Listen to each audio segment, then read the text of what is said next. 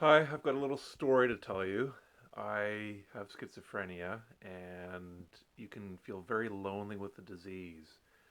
And something happened just out of the blue, just in an instant, and it lasted for a while. It was a lessening of the pain. It happened a while ago now. It happened in the early 2000s, maybe let's say 2003 or 4 or something. So this is about 9 or 10 years into my recovery of schizophrenia. There were five things I could do that would lessen the pain. That was, I could just sit there doing nothing, sit there lying there doing nothing. I could watch TV, I could listen to music, I could read, and I could walk. Those things brought down the pain a little bit, but just slightly. And I had an improvement about once a week for most of my recovery, for all of my recovery at least. Just a lessening of the pain. About once a week it happened for about 20 or 30 minutes, and the pain came down a little bit. And you could call this physical pain, mental anguish. I don't know what you. There's different ways you could describe it, but there was. I felt a little bit better, and but this one thing happened about 9 or 10 years into my recovery, and this is how it went. I was playing ultimate frisbee. It was a winter indoor tournament. We were inside, and we had a break between games, and I was with my team, and we were in the lounge, TV room, lounge. There's windows, you could watch the games going on outside, the people who were playing. And we just went in, taking a break, and just sat in the lounge and watched TV. And we were chatting away, and then everyone just stopped talking. And I had a counselor years earlier say to me one day, he said that people who've been abused, I've never been abused, but people who've been abused can sometimes feel uh, it can be therapeutic to be in a room of people without feeling the need to have to talk. And am assuming this is what happened to me. And the feeling that washed over me when everybody stopped talking in the TV room was just golden. I could not believe the depth, the the magnitude of the improvement, the magnitude of the lessening of the pain.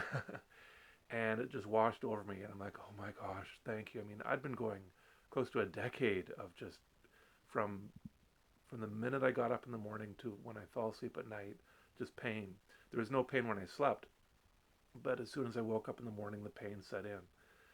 And to have this big of an increase in pain, I just could not believe it. And what happened was we went over to a friend's house around the corner for we had another hour or two between games, and he invited us over, and the pain just kept with me. There might have been, I don't know, 12 or so people in his house just hanging out.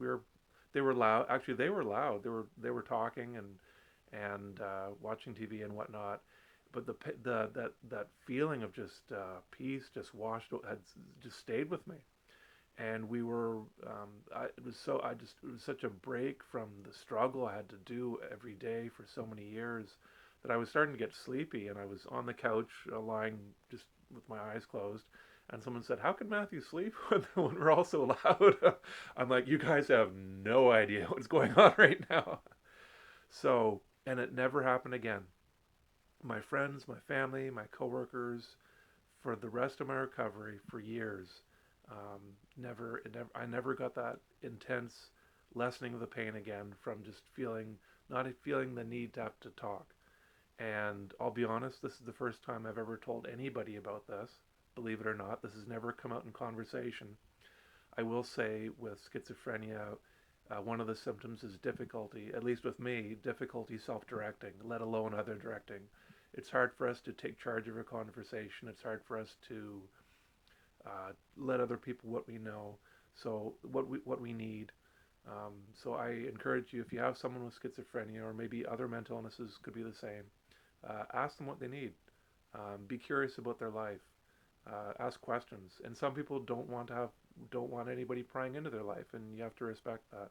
Some of us do. I would have appreciated more people asking me, "What's it like, Matthew, to have schizophrenia?" Ask probing questions, and if there's any way you can replicate that feeling of letting someone just sit there and not having them feel pressured to have to talk, like I was for all my recovery, really, when I was around people.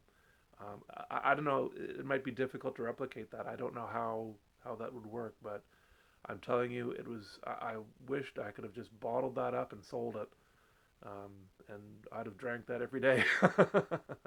It was incredible. So anyway, that's my story. I don't know if it can help anybody out there, but that's what it was like for me. Anyway, see ya.